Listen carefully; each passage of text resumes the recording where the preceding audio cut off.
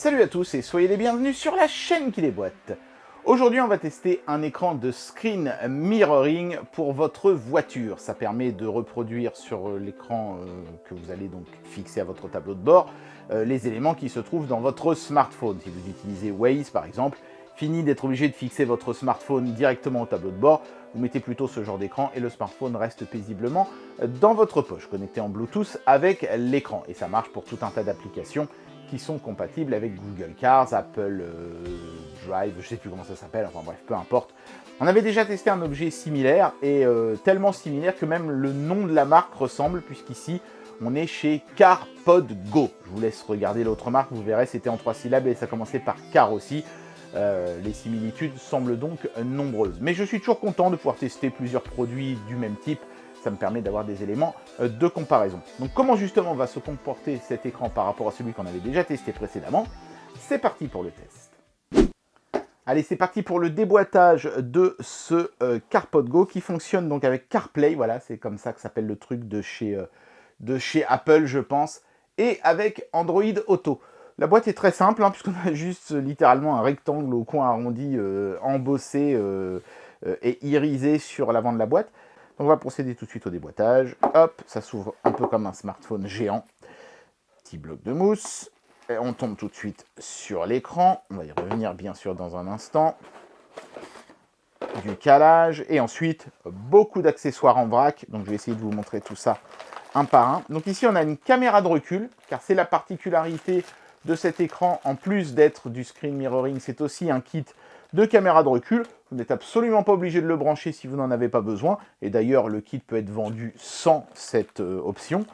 Ici, on a une sorte de rotule. Alors, je ne sais pas trop ce que ça fait, ça, mais je pense que ça vient se mettre dans les grilles d'aération. Un premier câble USB-C avec un bouton au milieu. Je ne sais absolument pas à quoi ça sert. J'imagine pour pouvoir éteindre et allumer l'écran, même quand il y a le contact. Ce qui n'est pas idiot, d'ailleurs. Encore une rotule, mais cette fois-ci avec un adhésif. Donc là, c'est directement pour coller sur le tableau de bord. Encore une rotule, mais cette fois-ci sur une, vous l'avez deviné, ventouse. Alors, il y a un film, ça veut dire que c'est une ventouse avec une portion adhésive. Ça, c'est bien, ça tient très très bien. Bon, bah ça, vous connaissez le truc. Vous collez sur votre pare-brise. Vous avez un premier angle ici à régler et un deuxième ici pour la profondeur. Alors ici, on a un élément qui est d'un côté adhésif et de l'autre lisse. Pour venir mettre la ventouse, en fait, vous collez ça sur votre tableau de bord et vous venez mettre la ventouse. Ça, c'est le chargeur qui se branchera donc évidemment à l'allume-cigare. Voilà. Avec une prise USB dessus, ça c'est bien, parce que du coup, bah, vous pouvez quand même charger votre smartphone, par exemple, si vous utilisiez l'allume-cigare pour ça. Ici, on a une clé USB. Alors, qu'est-ce qu'ils me disent? Ah, d'accord. C'est pour faire les mises à jour du firmware. Ok, super. Donc ça, c'est un câble pour vous relier en fait à la sortie audio, à l'entrée audio, pardon, de votre autoradio s'il en a une. Bon, vous pouvez aussi le faire en Bluetooth. D'ailleurs, ce qui est pas mal, c'est que cet écran est compatible Bluetooth, mais que vous pouvez n'activer le Bluetooth que pour la connexion data et ne pas le faire pour l'audio. Comme ça, vous pouvez connecter l'audio à votre autoradio et avoir le son qui sort dans les enceintes de votre autoradio, ce qui sera quand même beaucoup mieux, alors que la plupart des modèles de ces machins-là ont leur propre haut-parleur et vous êtes obligé de faire avec. Ici, on a des petits adhésifs qui serviront, j'imagine, à cacher les fils ou les trucs comme ça. Et ici, ce sont des adaptateurs, manifestement audio. Voilà, c'est ça. Donc ici, en fait, vous avez un connecteur USB et ici, une prise jack. Et ça vous permet, en fait, de vous connecter en Bluetooth via l'USB plutôt que via le jack. C'est pas mal, c'est sympa de fournir un petit adaptateur comme ça, parce que sinon, il aurait fallu l'acheter. Là, c'est déjà inclus, c'est cool. Allez, regardons maintenant l'écran de plus près. Ça va aller vite, il n'y a pas énormément de choses à dire.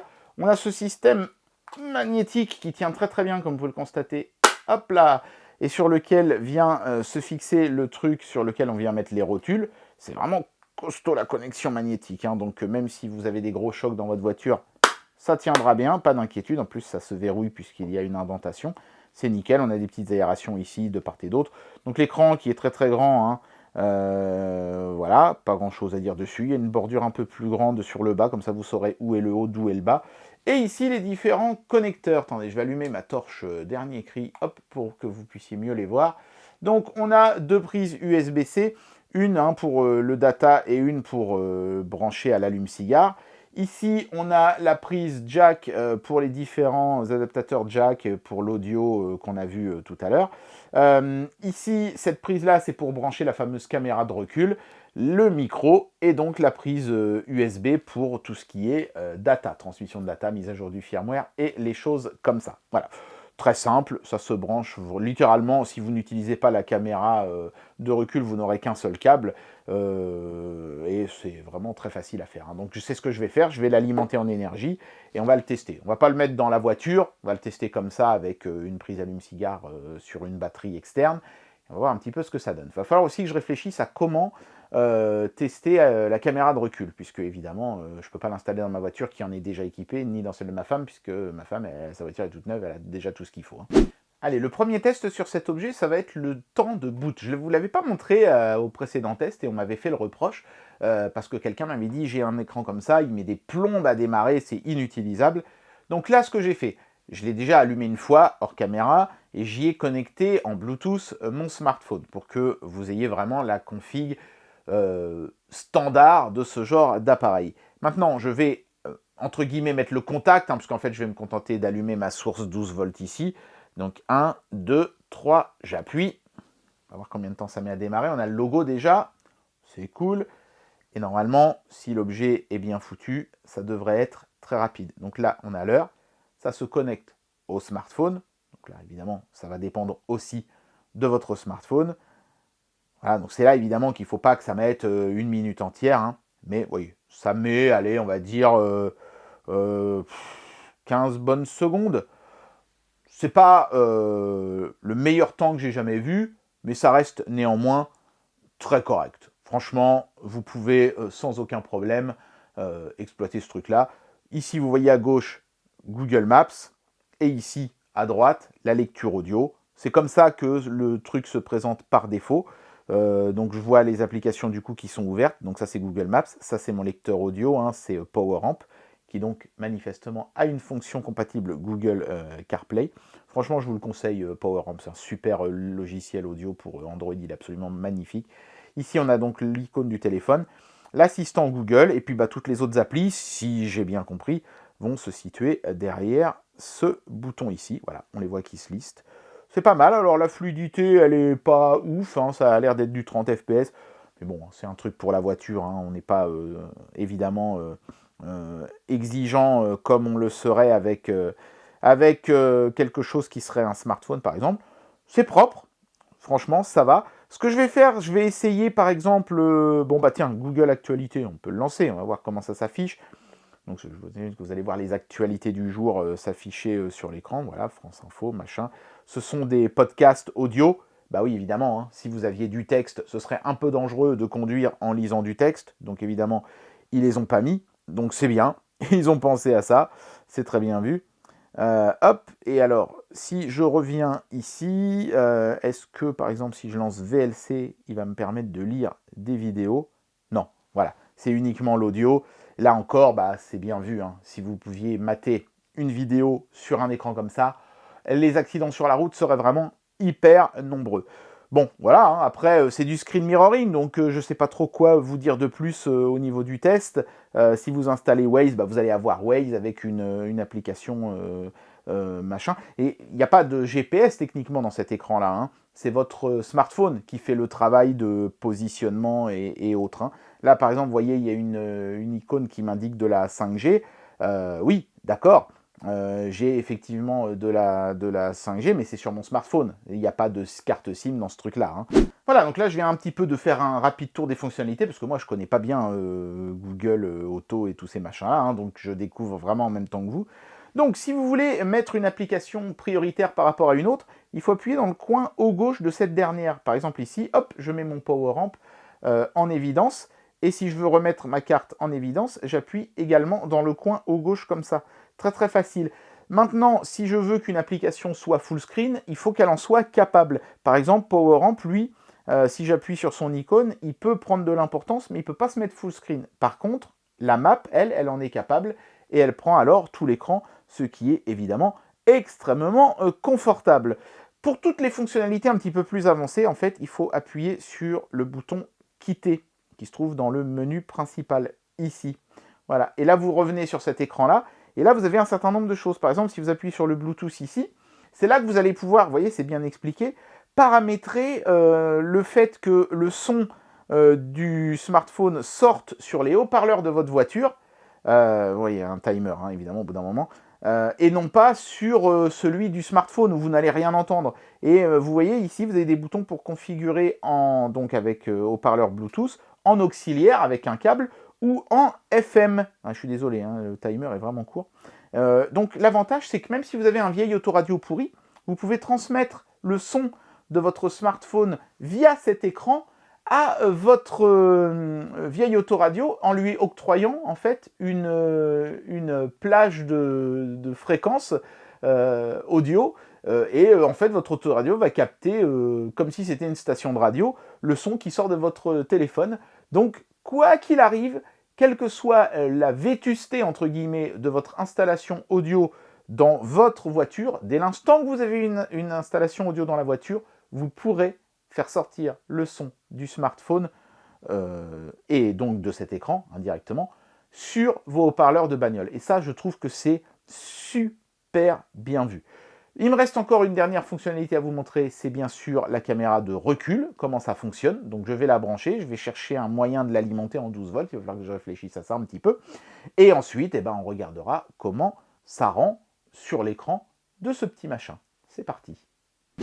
Voilà, donc après pas mal de difficultés, j'ai réussi à trouver un branchement où la caméra de recul fonctionne, mais alors je pourrais pas la mettre dans ma voiture, donc je vous filme ici mon salon, qui est un petit peu en désordre, et je m'en excuse, mais regardez, c'est bon, ça fonctionne, c'est fluide en plus, hein, et c'est du 1080p en 60 fps, donc plus que largement suffisant pour une caméra de recul, en plus avec affichage 16 neuvième, comme ça, là, même 2/35e à mon avis.